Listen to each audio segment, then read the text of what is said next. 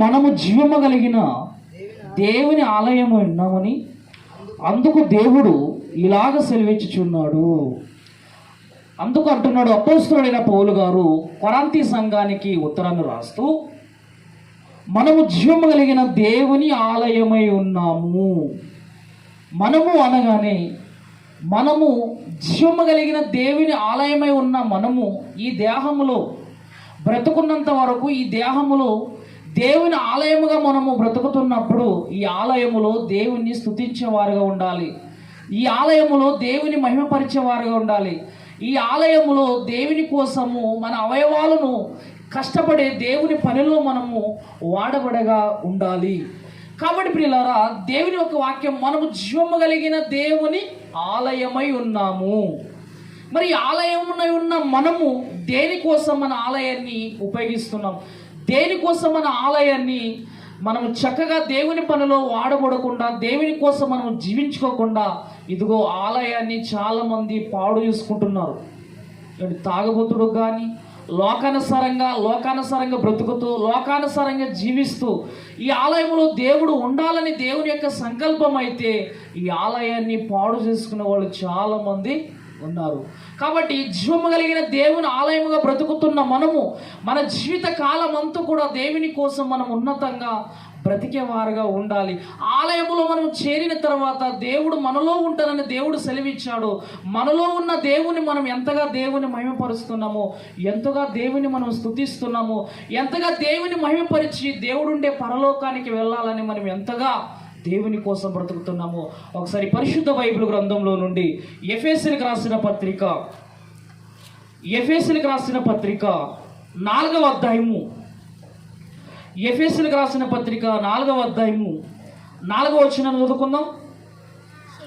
శరీరం ఒకటే, ఆత్మయు ఒక్కడే, ఆ ప్రకారమే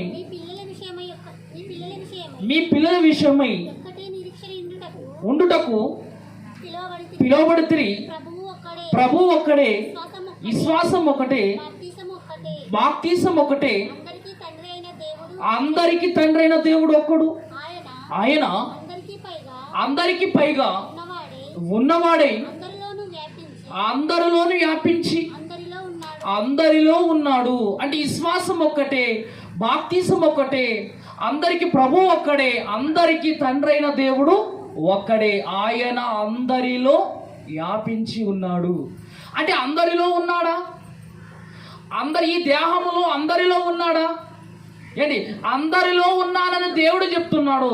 కానీ అందరిలో లేకుండా కొందరు ఏం చేశారంటే దుష్టుడు ఎంటర్ అయిపోయాడు. ఏది దేవుడు అనబడనో, ఏది పూజింపబడనో దాని అంతటి పైగా దేవుని ఆలయములో కూర్చున్నాడు. అంటే ఇప్పుడు దేవుని ఆలయంలో కూర్చున్నాడు దయ్యం. ఆ దయ్యంను వెళ్ళగొట్టాలంటే ఇదిగో దేవుని ఆలయముగా పిలువబడుతున్న మనం అందరము కూడా, దేవుని ఆలయముగా మనం ఉంటున్న మనం అందరూ కూడా ఈ దేహములో దేవుని మహిమపరిచేవారుగా ఖచ్చితంగా మనం ఉండాలి.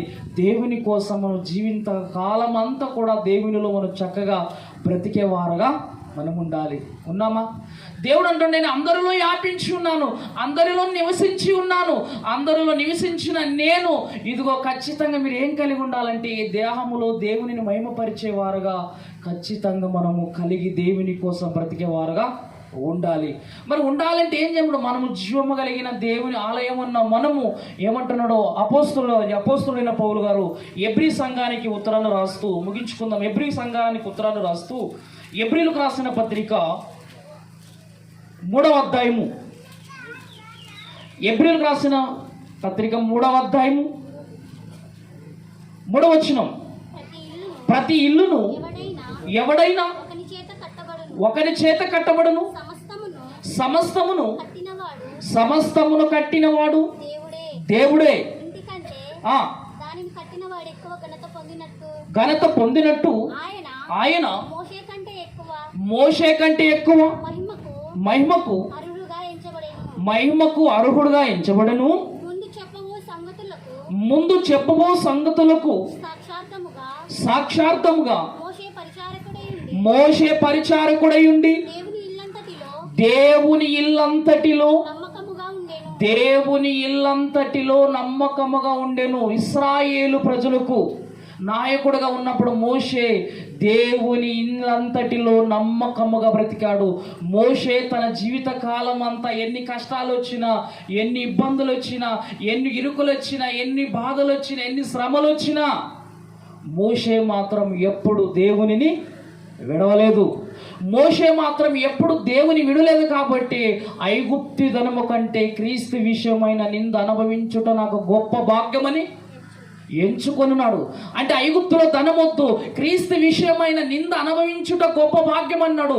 ఎదుగో మోషే జీవిత కాలం అంతా కూడా దేవునిలో నమ్మకంగా బ్రతికాడు.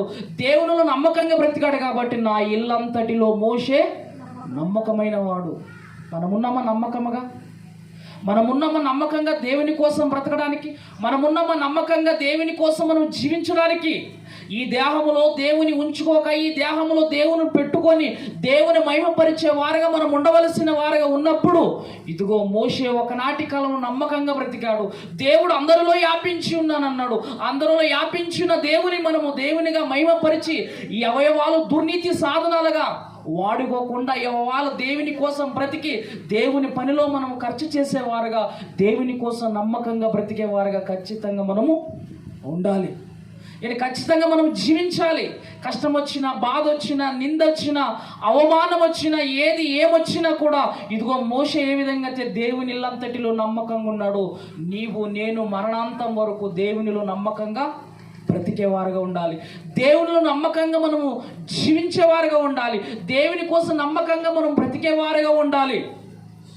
ఈ దేహము దేవుని కోసం మహిమపరచబడాలి. అందుకన్నాడు, విలువ పెట్టి కొనబడిన మీరు, ఈ దేహాన్ని దేవుడు విలువ పెట్టి కొన్నాడు. ఏంటి మాట్లాడుతున్నది? ఒక మైకు విలువ ఉంది, విలువ పెట్టుకున్నాం. ఒక టీవీని విలువ పెట్టుకుంటాం. ఏంటి వస్తువులు, మన ఏ వస్తువులను మనకు అవసరమైనవి విలువ పెట్టి కొనినప్పుడు మనము జాగ్రత్తగా ఉపయోగించుకుంటాము. కానీ ఈ దేహాన్ని దేవుడు విలువ పెట్టి దేవుడు దేహాన్ని నీకు ఇచ్చాడు. ఇచ్చిన దేహాన్ని దేవుని పనిలోని వాడుకోకుండా ఈ దేహముతో పాటు ఇష్టానుసారంగా బ్రతికావా, ఇదిగో నీ ఆత్మ నిత్య అగ్నిగుండంలోనికి, పాతాళానికి జారిపోతుంది. పాతాళానికి జారిపోకుండా, పాతాళానికి ఇదిగో పాతాళాన్ని మన ఆత్మను వెళ్ళిపోకుండా, ఇదిగో దేవుని పనిలో నమ్మకంగా ఈ దేహములో దేవుని ఉంచుకొని, ప్రభువుని ఉంచుకొని, ఈ దేహములో దేవుని ప్రార్థనలు, పాటలు, దేవుని సన్నిధిలో బ్రతికేవారుగా మనం ఖచ్చితంగా ఉండాలి. దేవుని కోసం మనం జీవించేవారుగా ఉండాలి. దేవుని కోసం మనం బ్రతికేవారుగా ఉండాలి. దేవుని కోసం మనం జీవించేవారుగా ఉంటూ ఏమన్నాడో చూడండి ఒకసారి. పరిశుద్ధ బైబిల్ గ్రంథంలో నుండి కీర్తనల గ్రంథం,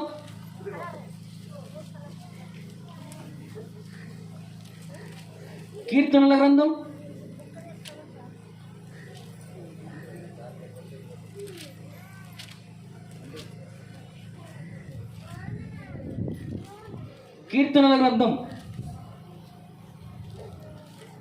133వ అధ్యాయం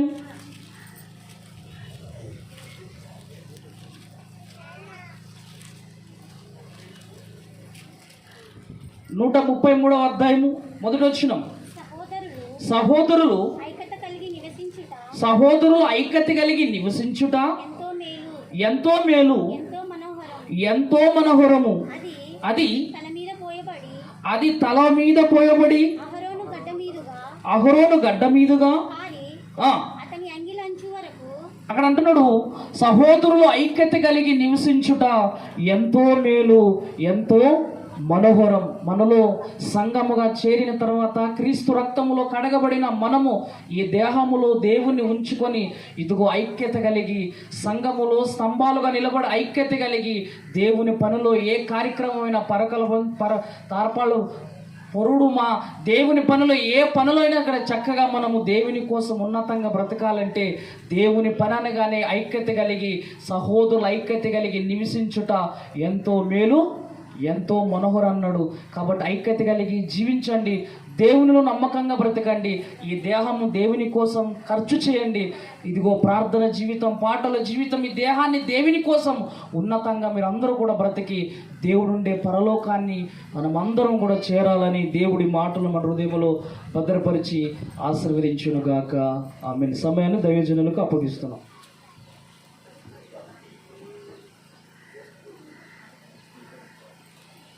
సరే ప్రియులారా, ఇంతవరకు చక్కటి దేవుని యొక్క సందేశమును అందజేసిన దైవజనులకు ప్రత్యేకంగా మన క్రీస్తు సంఘము తరపున వందనాలు తెలియజేద్దాం.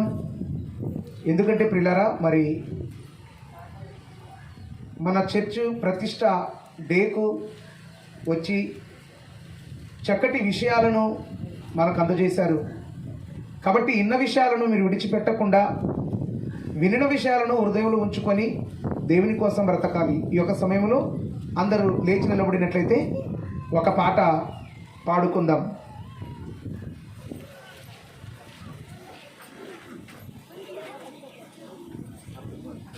సర్దుకొని ముందుకు చేరుకోండి. ముందుకు చేరుకోవాలి, అట్లా ఒక్కొక్క అడుగు.